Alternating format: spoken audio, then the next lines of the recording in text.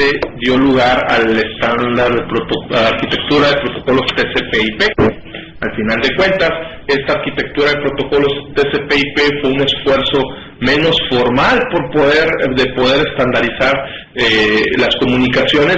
Sin embargo, al hacerlo menos formal lo volvió flexible, y en una época donde no existía la estandarización, la flexibilidad que presentaba el modelo de TCP/IP, donde cualquier persona pudiera desarrollar un estándar o participar en el desarrollo del estándar, hizo que al final de cuentas la arquitectura de TCP/IP sobresaliera sobre la parte de ISO, que pues, al final de cuentas quedó como un modelo de referencia como tal.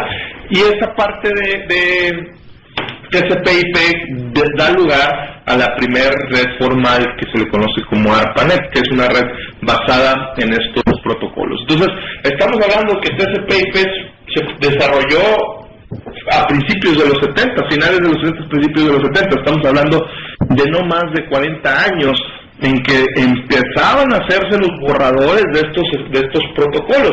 Posteriormente, por cuestiones históricas y demás, el TCP/IP gana la batalla, por así llamarlo, de las comunicaciones o el modelo de estandarización, y al final de cuentas las comunicaciones que tenemos ahorita, por ejemplo, yo con esta videoconferencia, ustedes con herramientas como video streaming, como Webex y demás, pues están basadas al final de cuentas abajo en las capas inferiores en unos protocolos que se hicieron hace casi 40 años y que siguen funcionando y funcionando bien. Sin embargo, estos protocolos pues traían otra orientación en su desarrollo, que ahorita vamos a ir viendo. Entonces, pues al final de cuentas estos minutitos que tomé era precisamente para ubicarnos en el antecedente histórico. Por otro lado, la parte de las redes universitarias. Estas redes universitarias nos permitían, las primeras redes que existieron históricamente en México, pues el primero que tuvo una conectividad a Internet fue el Tecnológico de Monterrey, el Campus Monterrey, donde pues ellos se conectaron por ahí una línea privada hacia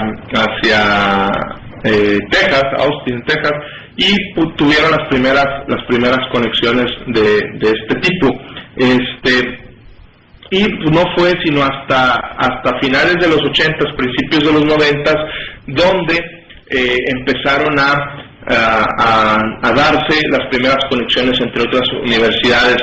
En la siguiente slide, por favor, para estar en el contexto, donde teníamos enlaces de 9600 bits por segundo entre estas universidades. Entonces imagínense, ¿no? O sea, las primeras conexiones en los 90, principios de los 90, estábamos hablando de que la conexión entre una universidad y otra pues eran conexiones de 9600 bits por segundo, donde pues lo único que podías tener eran servicios, al final de cuentas, de datos, o sea, como el Telnet, el correo electrónico.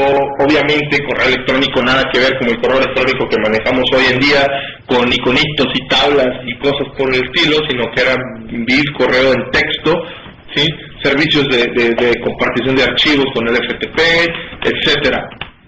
Y al final de cuentas en las redes de los campus, quizá algunas de ellas, universidades que empezaban a poner fibra óptica en sus instalaciones, pues tenían como protocolo o como tecnología de conexión, pues aquella tecnología FDI que ya hoy en día está muerta, ¿no?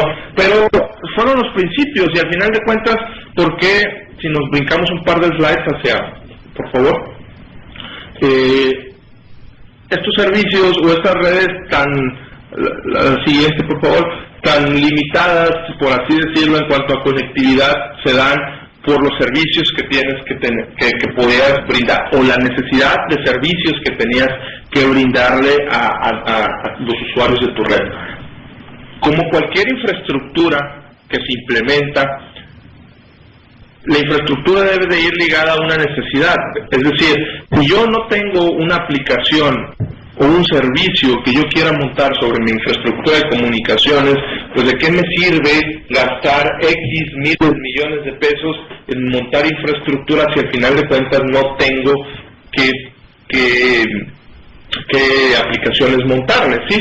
Es como si las carreteras, es como si alguien hace una carretera de 4 carriles hacia un pueblito en una de nuestras comunidades. Bueno, si hay flujo, porque resulta que ese pueblito es turísticamente muy atractivo, pues la autopista tiene sentido.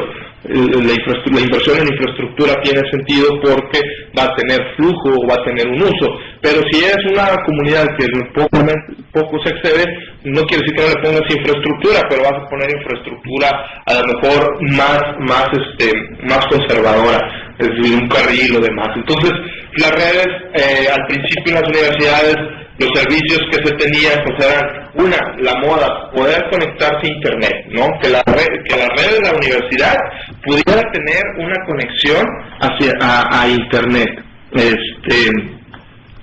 Era la principal necesidad. Algunos privilegiados podían tener correo electrónico, sí, en algunos servidores que se montaban por ahí en la universidad. A lo mejor la gente administrativa, obviamente la gente de sistemas, pues al tú manipular la infraestructura, pues te das tus privilegios, ¿no? Pero no era un servicio que todo el mundo tuviese.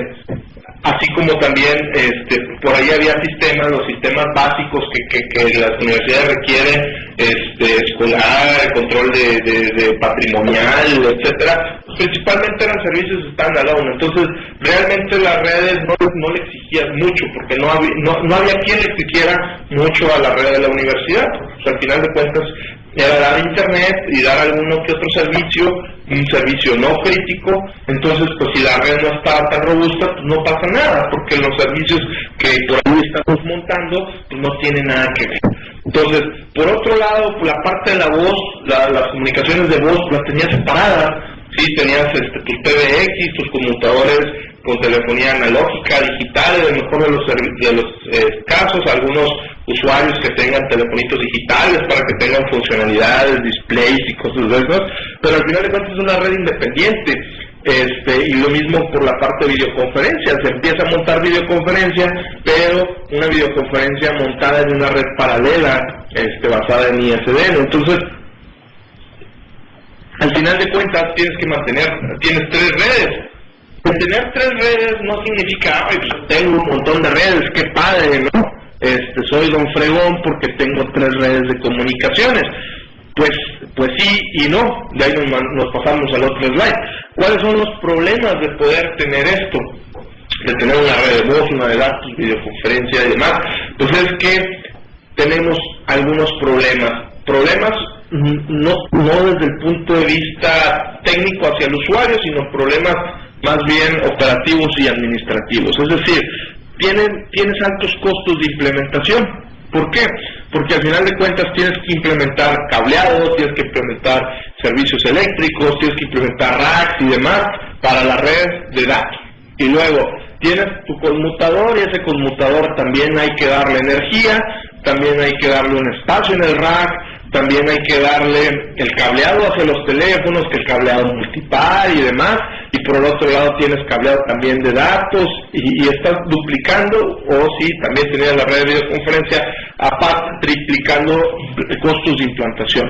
Entonces, pues por ahí dices al usuario final, bueno, a mí ¿qué me interesa? Pues bueno, no, al usuario final no le interesa de mucho, pero pues un administrativo obviamente que sí le interesa. Entonces, por otro lado, tenemos altos costos de mantenimiento, donde esos costos de mantenimiento se dan precisamente porque pues, los equipos de nuevos normalmente no dan fallas, a menos que traigan un problema de garantía, de funcionamiento de fábrica, pero pues por ahí tienes que comprarle contratos de mantenimiento, y pues no nomás es comprarle contratos de mantenimiento a un equipo de comunicaciones, sino que tienes que comprarle ahora al PBX, tienes que comprarle a los demás equipos. Y por otro lado, pues altos costos de operación. ¿Por qué? Porque tienes que tener staff para ambas cosas. Es decir, tienes que tener un cuate que le sepa a los switches de comunicaciones, a los routers, otro cuate que le sepa a los conmutadores, otro cuate que le sepa a las cajas de videoconferencia, y pues al final de cuentas es costo de staff que tienes que tener duplicado, triplicado. Y deja tú la lana, que al final de cuentas, y más en las universidades, el staff en las universidades normalmente es un problema porque no se le aprecia su conocimiento como normalmente lo es, sino que aparte de eso, pues al staff lo tienes un tanto limitado. Tú eres el que le mueves a los switches de edad, se acabó. Si al PBX tú no le metes mano porque el PBX es otro cuate y él es el gurú del PBX. Entonces, eso también merma un poquito la capacidad o el desarrollo profesional de los integrantes del staff de la universidad. Entonces, pues realmente no es la mejor alternativa. Denme un segundito, por favor.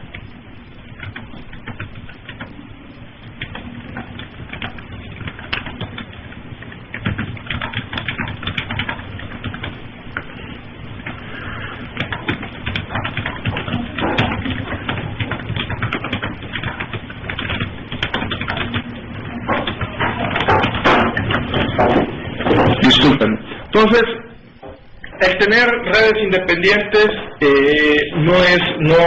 como lo vemos, no es la mejor alternativa. Sin embargo, dices, bueno, ¿por qué tenías las redes independientes? Oye, ¿por qué desde un principio no lo planeaste? ¿Por qué no dijiste, vamos a hacer esta integración? Resulta que a lo mejor si esa pregunta nos la hacemos hoy en día, junio del 2008, y a alguien se le ocurre estar haciendo estas 3 redes separadas, pues entonces sí lo puedes cuestionar y decirle, oye, pues ¿qué te está pasando, no? ¿Dónde está tu capacidad de planeación y demás? Ahorita, junio de 2008, pero si esto te lo preguntabas en el 90 y tantos, pues a lo mejor no era tan natural estar pensando hacer esta integración. ¿Por qué? Porque las tecnologías que existían en su momento eran tecnologías orientadas a que cada servicio, llamémosle voz, video, datos, estuviera de manera independiente, en cajas independientes, infraestructura física independiente, y no como hoy en día la tecnología nos permite, que es al final del día a lo que queremos caer. Entonces, no era una decisión en su momento, cuando empiezan a hacer las redes de las universidades, que tenían esas redes separadas, no fue un error en cuanto a planeación, sino fue lo que la tecnología en su momento nos permitía hacer. Hoy en día, insisto, sí es ya un error, a mi punto particular de vista, pero ¿por qué? Porque la tecnología ya nos permite hacer esta integración. Entonces, y aparte de la integración de los fierros y de tecnología, pues tenían la bronca de los servicios, como les decía, no había a lo mejor muchos servicios que montar. Posteriormente, por favor, pasamos a la siguiente slide. Le metemos una variable más, ¿no? ¿Qué es esta variable más? Pues el famoso Internet 2, o que aquí en México lo conocemos como la red CUDI. Esta red en México surge a finales de los 90, en el 99 para ser preciso, y su objetivo, como ya bien sabrán, pues es una red académica que está orientada a los investigadores, solamente algunos cuentan con acceso y demás. Es decir, tienes una red aparte tuya, tenías tu red de datos para ofrecer los servicios básicos que por ahí brindaba tu universidad y que por ahí también te daba internet, aparte de tu PBX para la voz con sus troncales digitales y demás, y tenías tu sistema de videoconferencia. Pues ahora súmale un cuarto jugador a esto, que es el Internet 2, ¿sí?